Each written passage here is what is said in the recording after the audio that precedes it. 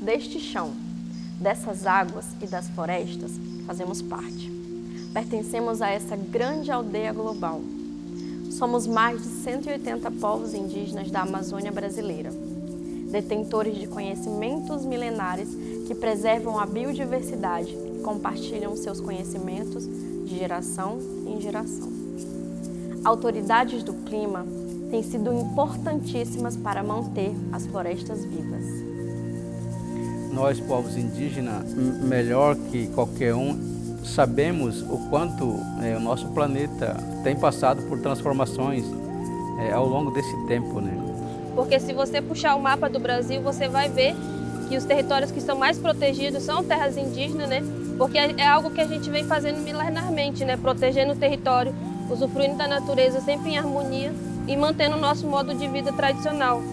Então essas lideranças mais antigas, né, que olham para o tempo da chuva, da lua, eles percebem que há essa grande mudança, principalmente quando tu vai tratar sobre a questão alimentar, né? A gente, enquanto povos indígenas, nós temos conservado e guardado uma floresta não só para povos indígenas, mas para o planeta como um todo, né? O avanço do desmatamento, fogo e destruição da nossa Amazônia está rompendo o equilíbrio do clima e de todos os ciclos da natureza, o que gera impacto direto para as nossas vidas. Quando o rio não enche bastante, as frutas que era para cair dentro da água, ele acaba caindo no seco. E aí os peixes não tem como comer. E aí os peixes ficam magros, ficam doentes. E aí, para nós, para o povo, também nós não ficamos sem comida. E essas mudanças climáticas, ela está afetando diretamente no nosso povo, no nosso mundo, né? Nos últimos 4 anos, 38% da população da Amazônia foi afetada por algum evento climático extremo. Enchente, seca, incêndio e deslizamento de terras.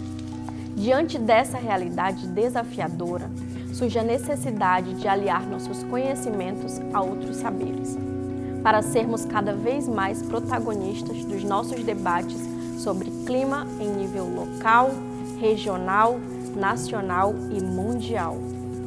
Os povos indígenas historicamente vêm falando sobre os problemas da questão climática e nunca foram ouvidos em relação a isso.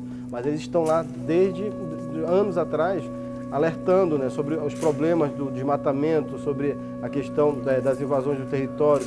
E esse conhecimento ele não pode ser simplesmente colocado num patamar apenas filosófico, né, mas um conhecimento que deve ser colocado num patamar mesmo científico, tradicional, inclusive acadêmico, né, histórico, para as tomadas de decisões e ser levado em consideração. Representantes indígenas participam das conferências de clima, chamadas COP, desde o início dos anos 2000. No ano passado, a gente esteve participando da Conferência das Partes, né, que era a COP27, e lá a gente percebeu uma diferença muito grande das outras COPs anteriores, porque a gente teve uma participação maior das lideranças indígenas do Brasil.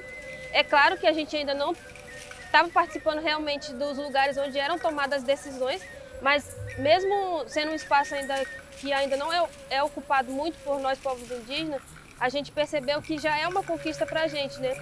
Então, a gente tem aqui uma discussão que ela também descoloniza a agenda climática global, que ela veio do norte global com conceitos já pré-determinados, dos quais nós, povos indígenas, não participamos da discussão e da elaboração, então a gente não se sente representado. Sabemos que existem mecanismos para enfrentar as mudanças do clima e entendemos que é importante estarmos nos debates para que nossa visão seja incorporada nos processos. O mecanismo que tem se destacado é o mecanismo conhecido como REDD+. Essa sigla significa Redução Compensada de Emissões por Desmatamento e Degradação Florestal. Em resumo, o REDD+, é um mecanismo que prevê algum tipo de compensação aos que evitam a destruição da floresta. A principal meta dele é reduzir o desmatamento legal, né?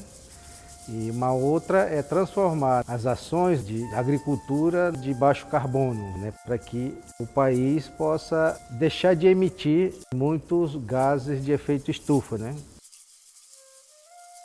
Por conta disso, muitas empresas elas têm entrado em contato com os territórios, oferecendo contratos que muitas vezes violam os nossos direitos. Todos estão sofrendo assim um assédio de quem quer fazer projetos de carbono. Isso vai desde os famosos cowboy de carbono até empresas grandes e algumas vezes pelo menos mais sérias. Existe um grande risco associado à assinatura de contrato de crédito de carbono com povos indígenas e comunidades tradicionais, porque muitas vezes esses contratos eles já chegam prontos, eles não têm um diálogo, né? E muitos contratos eles podem estar engessando o modo de vida daquela população.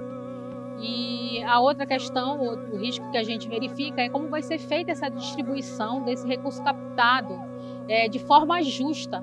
O que a gente entende é que a comunidade ela deveria ficar com um percentual bem maior, porque é ela que protege a floresta. No formato que existe hoje, né, esses recursos chegam apenas nos governos nacionais e subnacionais. E para os territórios indígenas chega pouca coisa. Mas também a COIAB ela cria o PODALI, né, que é o Fundo Indígena da Amazônia Brasileira, para que a COIAB possa captar o recurso através desse fundo. Então é criar estratégia de ação, criar estratégia, né, para que a gente possa realmente utilizar esses recursos da maneira mais adequada possível e diretamente com os povos indígenas. O PODALI é um instrumento de luta dos povos indígenas e um processo de construção de mais de 20 anos. Então é um instrumento técnico a nível da Amazônia, voltado à captação de recursos para que esses recursos possam chegar diretamente aos territórios e apoiar as iniciativas dos povos, comunidades e organizações indígenas. Temos defendido as florestas com nossas próprias vidas. As autoridades do clima vivem na Amazônia e dela provém espiritualidade, alimento e tecnologia.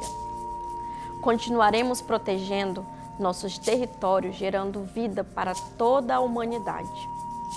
Nossos valores estão nos conhecimentos ancestrais que respeitam e nos fazem entender que os nossos corpos são extensão de nossos territórios.